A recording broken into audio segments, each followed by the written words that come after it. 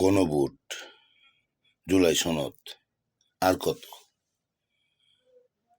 এ গণভোট হয়েছে ভাই। এ গণভোট কি বুঝছেন ভাই? আমি নিজেই তো গণভোট দিই নাই। কিসের উপর দিব? কোন বিষয়ের উপর দিব?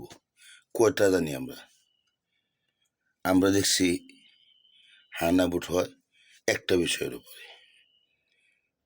এখন এনসিপি বা জামাত শিবির এখন তারা নির্বাচনে ভূমিধস পরাজয় হইয়া তাদের মাথা খারাপ। এখন কি করবে?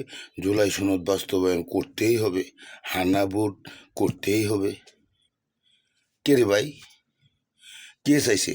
তোরা ছাড়া আর কেউ তো চায় না, আমরা তো চাই না। তোরা বলো জুলাই বাদ দিলে বাপের অস্বীকার করা হয়, তাহলে ৭১ কি? ৯০ আন্দোলন হয়েছে এরশাদ সরকারের বিরুদ্ধে, ওইটা কি? তখন যদি এই এনসিপির মতো সবাই যদি এরকম করতো, তাহলে আজ বাংলাদেশ কোন জায়গায় যাইত? ৭১ সংবিধান ছুঁড়ে ফেলে দিব? বাহ, কি দেশ! মগের মূল্য কেমন হয়েছে? আমরা কি দেশের জনগণ না? আমাদের কি মতামত নাই? তোদের একা ছাত্র সাথে জনতা আছে না? জনতার সাথে না থাকলে তোরা তো কিছু করতে পারতি না। তারপরে এখন এমন একটা পর্যায়ে হয়েছে, তোরা এটা নিয়ে আবার একটা দেশে অশান্তি সৃষ্টি করবার চাইতেছিস। এখন যারা পরাজিত হয়েছে নানান সুরে তারা বলে এইটা করলে এইটা হবে না, এটা করলে এইটা হবে না, এইটা হবে এইটা হবে। কি রে ভাই? যে দেশ চালানো সেই তো দেশ চালাবে। ভুল হইলে সংসদে ধরাই দিবি যে ভুল হয়েছে এটা সংশোধন করেন। বাইরে এত মিথ্যাচার, এত কেন?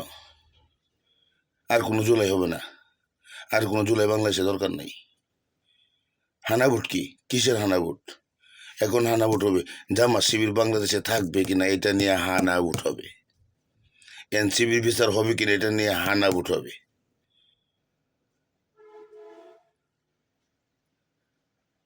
শুধু ফেসবুকে গেলেই গালি গালাস। এই কি বাংলাদেশের জেনারেশন? ছি! তোমরা কি সত্যি দেশ কি ভালোবাসো?